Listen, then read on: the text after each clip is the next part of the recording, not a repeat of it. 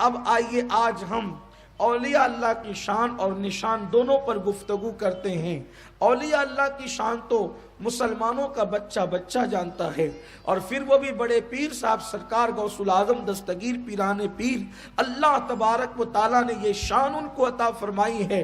فرماتے ہیں کہ لوگوں کے دل میری مٹھی میں ہے، ہم جب چاہتے اپنی طرف کر لیتے ہیں اور جب چاہتے اپنی طرف سے پھیر دیتے ہیں، بلکہ یہاں تک فرمایا کہ اوروں کے لیے بھی اگر محبت پیدا کرنا چاہیں تو پھر ہم لوگوں کے دلوں میں محبت پیدا کر دیتے ہیں۔ چنانچہ بہجت الاسرار شریف کے اندر یہ بات موجود ہے کہ ایک مرتبہ سرکار پیران پیر حضور غوث العظم دستگیر جو ہے ایک مرتبہ جمعہ کی نماز کے لیے اپنے ایک مرید کے ساتھ جامع مسجد کی طرف تشریف لے جا رہے تھے۔ جیسے باپ جمعہ کی نماز کے لیے جا رہے تھے اس وقت تو مرید ساتھ میں تھا۔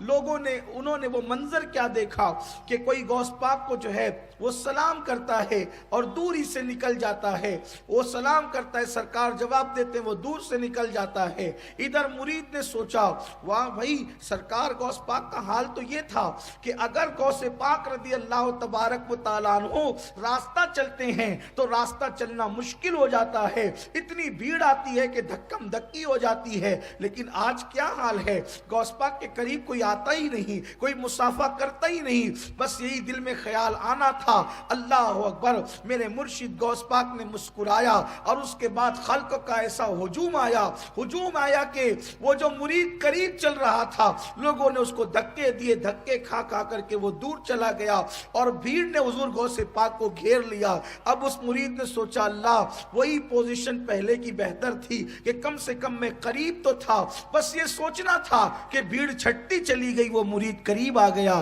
پھر غوث پاک نے فرمایا تم کیا سمجھتے ہو، قریب کرنا بھی جانتے ہیں، دور کرنا بھی جانتے ہیں۔ لوگوں کے دلوں کو قدرت نے ہماری مٹھی میں دے دیا ہے، لوگوں کے قلوب کو قدرت نے ہماری مٹھی میں دے دیا ہے۔